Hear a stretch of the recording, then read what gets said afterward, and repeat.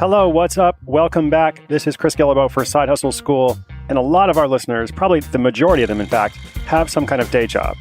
And if that's you, I think you should work hard for your employer. I think you should do a good job, but you should also think about yourself. You create your own security. You are your best backup plan. That, in fact, is what Side Hustle School is all about. And today's story illustrates this principle well.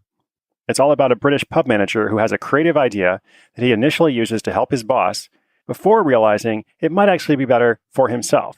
We'll also look at this very vital issue of navigating employment and hustling as well in just a moment.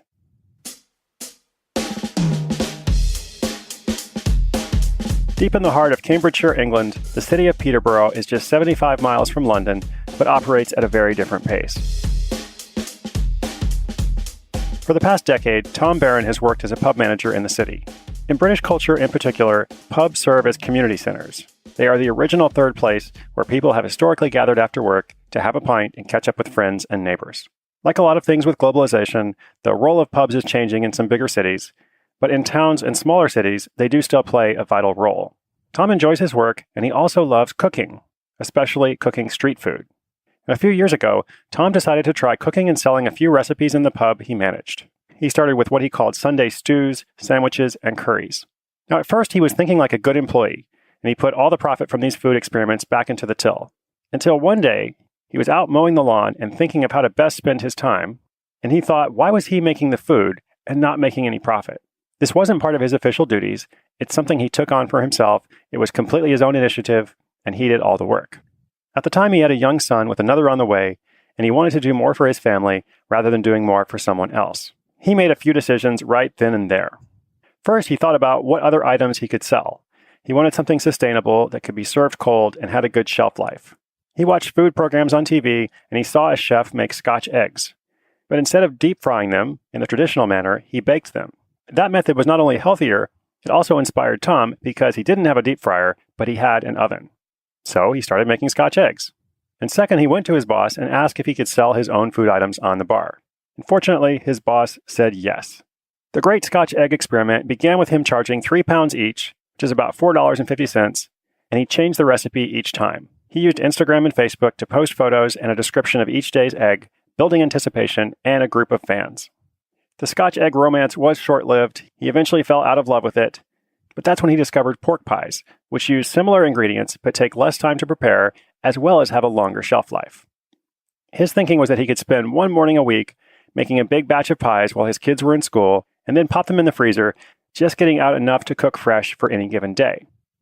Now this was much easier. And not only that, the pies were an even bigger hit. He sold them for £2.50 each and cleared a profit that year of £4,500, which is about $5,500. Then he expanded the range with homemade spiced peanuts and other items. He's now in his fourth year of doing this, and the demand is still strong. And at this point, he actually doesn't have to think much about it. This wasn't just an extra $5,000 a year for Tom. It felt extra special because he used that money for special purchases.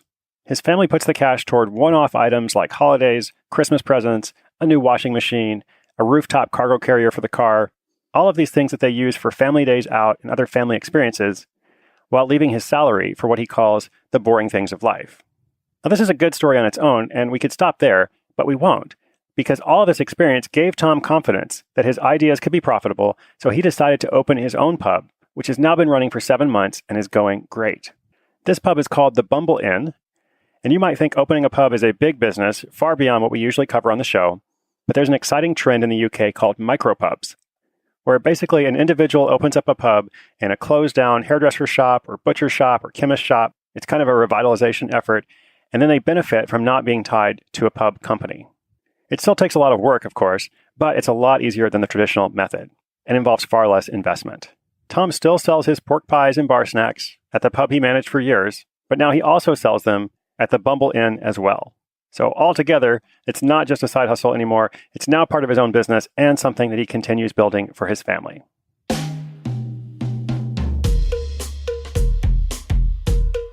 So to start with, Tom is earning $5,500 a year with a side hustle, obviously doing something he enjoys. He enjoys it so much, in fact, that he started doing it only for fun and to help his boss before he realized, hey, I should benefit from this too. Now, as I mentioned, Tom had the full blessing of his employer when he was getting started, which definitely is a real benefit. And it doesn't always work out that way. I hear from people who have a wide range of experiences with this, from having a very supportive employer like Tom did, to those that are kind of lukewarm about any kind of side hustle, and even sometimes employers who are completely hostile to the idea at all. And people navigate those experiences in different ways as well. Some of them might seek to come to some kind of agreement with their boss, perhaps show their boss the benefits that the side hustle is going to provide, maybe also make it clear, if that's the case, that they have no intention of leaving their job, they like their job, they just want to do something different, and sometimes that can work. In other cases, I hear from people who kind of go underground and operate their side hustle anonymously for a while, maybe not because it's completely against the rules, but it just might introduce unnecessary complexity to the employment relationship, and others might seek to change their employment situation entirely. And also, I know we have listeners who are dissatisfied with their jobs and are looking to make a big change. So in all of those situations and all those experiences, a side hustle can only help you. I don't believe everyone should be an entrepreneur, but I do think options are great. And as we saw in this story, sometimes your ideas and your vision expands as you gain experience. Tom may or may not have had the idea of opening a pub years ago, but it was only until he had the success of selling the pies, kind of managing that little business himself, that he was able to move forward and actually open that new pub. So for you over there, I would love to know what your employment situation is, if you're able to share, and I know some people can't. I would love for you to say hi on Twitter or Instagram using hashtag SideHustleSchool, and let me know if you're working on a hustle while you have a day job, and if you're able to say what that hustle is. Remember, inspiration is good, but inspiration combined with action is so much better. I hope this is helpful to you. If you want to find the show notes for today's episode, go to sidehustleschool.com/75. I'm Chris Guillebeau. This is Side Hustle School, and I'll see you tomorrow.